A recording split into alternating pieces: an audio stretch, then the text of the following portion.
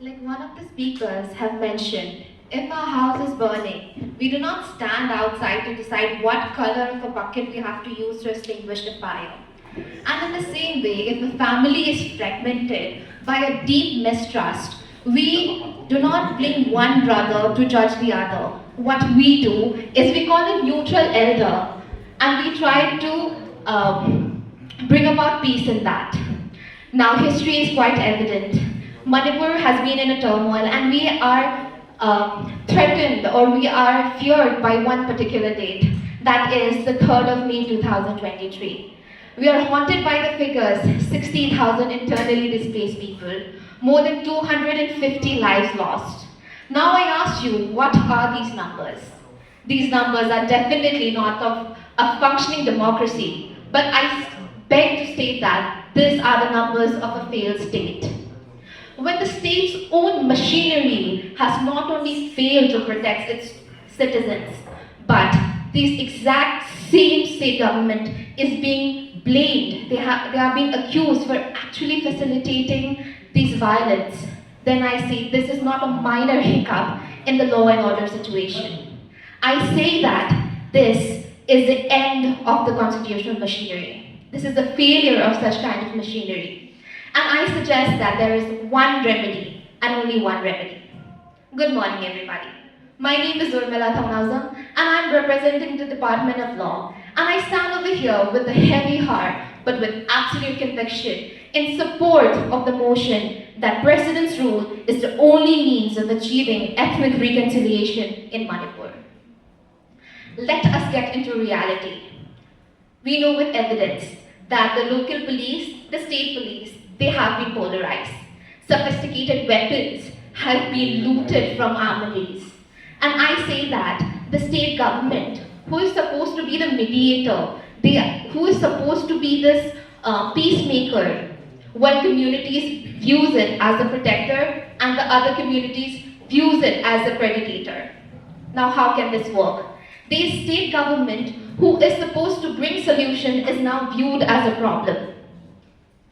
Peace cannot happen, reconciliation cannot happen if the most vital currency in good governance is missed, which is trust. Trust by the people on the elected members. Haven't we tried peace dialogues before? Haven't we tried political dialogues and peace committees? But what has been evident? All of them has failed. They have failed in such a way that members do not want to come at one table to talk, and leaders oppose because there is some kind of mistrust. What is the status quo now? We are bleeding dry. We are losing resources, we're losing infrastructure, we're losing lives. Therefore, I state that the President's rule imposed under Article 356 is not merely an option. I state to say that it is foundational, and it is one of the most important need of the hour right now. This can only bring the security needed, the impartiality to bring about reconciliation in the first place. What President's rule does is, it removes this kind of inherent bias and it sets a reset button. It clearly says that there is no Maitai administration and there is no Kuki administration. It is only clear about one thing, that there is one Indian constitution. Next, I would like to come to the point that there can be no peace talk under the barrels of gun. If there are gunshots over, crowding us, we cannot try to have a peace communication. With this, I would like to come to the next point and like to state that I would like to bring the attention of the speaker, the judges, members of the floor, and everyone present in the room. Let us be very clear about one thing. Imung amada machin manaw ani khanaraga, amana achapa maikhin ama paira leiraga, amana kerosene bottle ama paira leiraga, nakandagi nungsit kitang sichalo, natraga nakandagi mi amana inchalo, adu kanda kai thokani, maibul achongba mahawrani ba. What PR does is that it stops such kind of accelerants. I am not saying that with the coming of President's rule, this is the end to reconciliation. I'm just saying that with this is the beginning of reconciliation.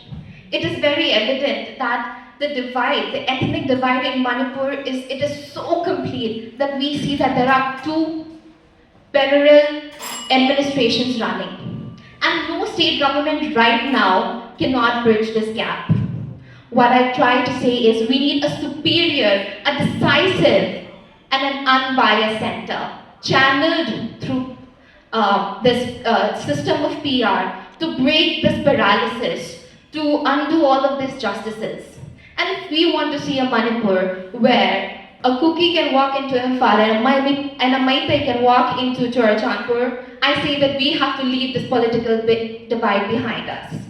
I again like to reiterate that we have to adopt this minor hiccup for a long-term ethnic goal that we have to achieve. With this, I draw the attention of the entire room that we should vote for this motion. Thank you so much.